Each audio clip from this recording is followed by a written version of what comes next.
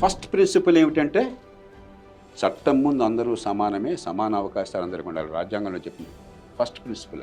మాయావతి ఆమె అన్ని కులాలకు న్యాయం చేయలేదు, ఆమె పోయింది. ములాయం సింగ్ అన్ని కులాలకు చేయలేదు, పోయింది. అట్లనే వేరే ఇప్పుడు కాంగ్రెస్ ప్రభుత్వం అన్ని కులాలకు చేయలేదు కాబట్టి పోయింది. బీజేపీ ప్రభుత్వం కూడా ఇప్పుడు చేద్దామని ఆలోచిస్తున్నది కాబట్టి ఒక పెద్ద మార్పు అది.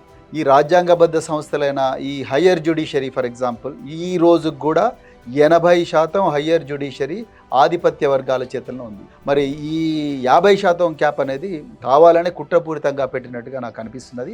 అర్జెంటుగా దీన్ని తీసేయాలి. ఈ దేశంలో జనాభా నిష్పత్తి ప్రకారం సంపద పంచబడాలి. సమాధానం మనం చెప్పక్కర్లా.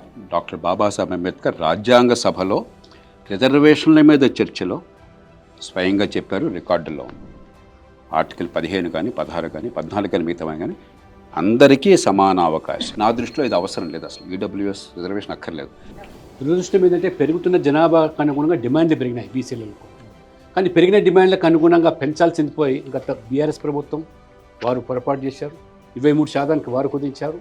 ఈ తర్వాత వచ్చినటువంటి కాంగ్రెస్ ప్రభుత్వం కూడా 18% వచ్చింది. రజక కులము ఒక బీసీ కులాల్లో ఎస్సీ కులాల్లో వాళ్ళిద్దరు పెళ్లి చేసుకొని వాళ్ళ చంటి పాపతోని దేవాలయం పోతే అంటే 80 సంవత్సరాల స్వాతంత్రం వచ్చేంత కూడా దేవాలయంలో పోతే వాళ్ళను పిచ్చి పిచ్చి కొట్టి ఆ బిడ్డ చనిపోయింది, చిన్న 2 నెలల పసిపాప. ఆ పరిస్థితి లోపల మనం ఈ విధంగా ఆలోచించడం అనేది కరెక్ట్ కాదని. సొల్యూషన్ అంటే నేను రేపు మోదీ గారు తీసుకోబోయేటువంటి ఈ సెన్సస్ ఏదైతే ఉందో ఆ సెన్స్ ద్వారానే పర్మనెంట్ సొల్యూషన్ వస్తుంది అనేది నా యొక్క ఆలోచన. ఆర్టికల్ 342A3 ఇంక్లూడ్ చేసినారు రాజ్యాంగంలో. Central government social education backward class లిస్ట్ని సెంట్రల్ గవర్నమెంట్ డిసైడ్ చేస్తుంది.